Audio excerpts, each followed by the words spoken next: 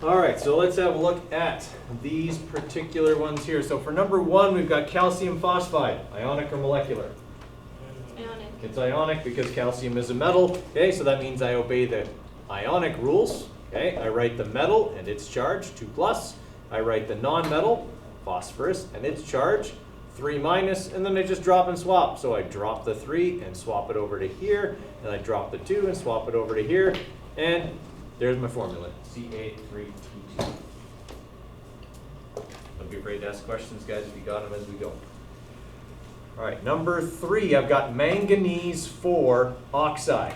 All right, so ionic or molecular? Ionic. Ionic. A Roman numeral is always in an ionic compound. It's never going to be in a molecular compound, plus manganese is a metal. All right, so manganese is Mn. What does the Roman numeral tell me? That is usually 4.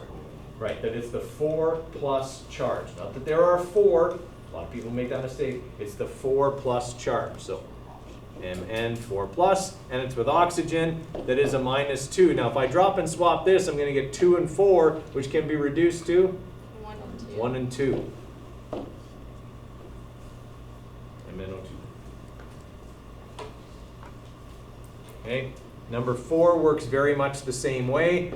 We've got iron, which is multivalent, which is why they've told us it's the iron with the 2 plus charge. It's going with sulfide, which is a minus 2. Those already balance each other out. So we're just looking at FeS. Right, if I did drop and swap, I'd have Fe2S2, which then I would reduce down to 1 and 1. All right, number 5, we did this one yesterday. These are the purple crystals that turn you brown.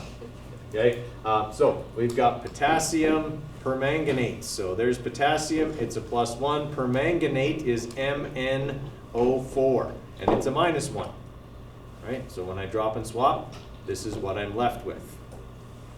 Everybody okay with that? All right, what if instead of potassium, this was with calcium? What would change?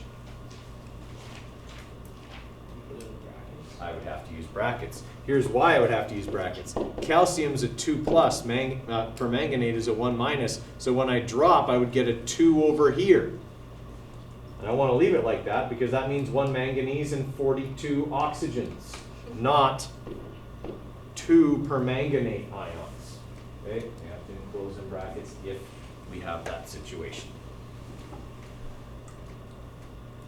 All right, so number 7, okay, same idea. We've got another multivalent metal, but this time it's with a polyatomic ion. So copper, the Roman numeral tells me this is the copper with the 2 plus charge, is with hydroxide, which is OH, and it's a -1. So do I need brackets here? Yes, I do. Okay, when I drop and swap, the 2 is going to go outside of the bracket.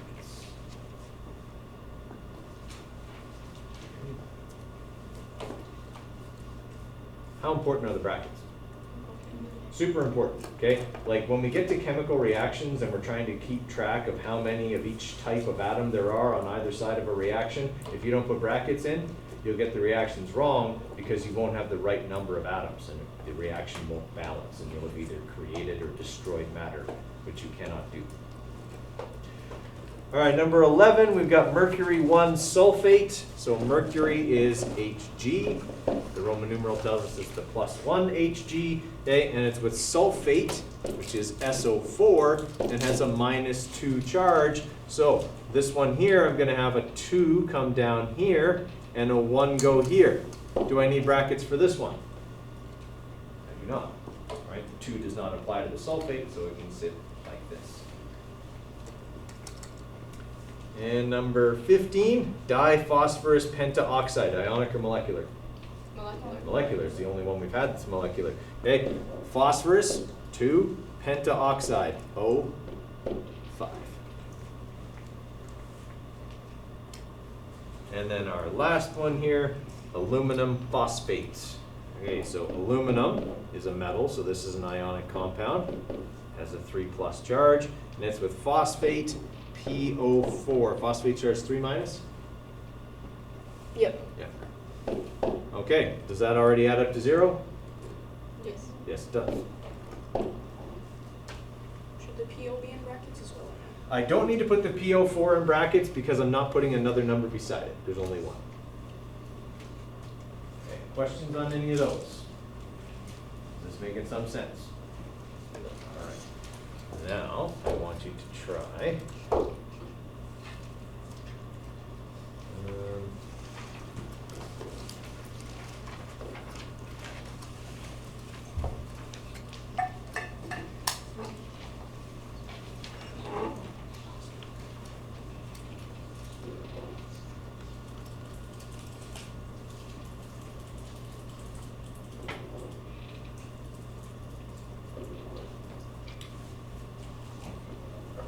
I want you to try those ones, 6 of them there, okay, where we've got the formula and you need to write the name. Okay, I'll give you a few minutes on that and we'll go over those and then we'll go to lab report expectations. 3 here, okay, ionic or molecular?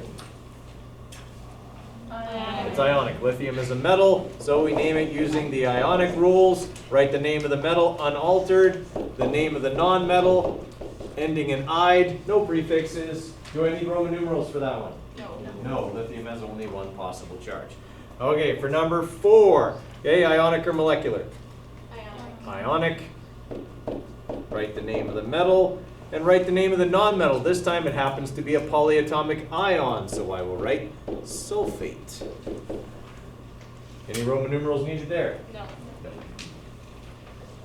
Number 8, ionic or molecular? Molecular. Molecular. You should probably know the name of this stuff without having to think about it. Carbon dioxide. Number 11, ionic or molecular? It's ionic, but it's tricky because it starts with a non-metal. But that non-metal is part of the only positively charged polyatomic ion, and that is ammonium. So we have ammonium chloride. Number 12, ionic or molecular? It's molecular. It starts with a non-metal. All right. It does look like one of our polyatomic ions, but we talked about this the other day. We said polyatomic ions will not exist on their own, only as part of other compounds. So this is a molecular compound, and I would name it as such. Sulfur, no prefix because there's only one. Tetra oxide. Questions on that one? Wait. No, I accidentally used the polyomatic for that one. Right, that's what I was just saying. Don't do Yeah. that. Polyatomic ions cannot exist on their own, so this is a molecular compound. And then number 14, we've got hydrogen, and we always say that if hydrogen is listed first, it's behaving as a metal. So this is an ionic compound, and it is hydrogen sulfate, okay, which is sulfuric acid.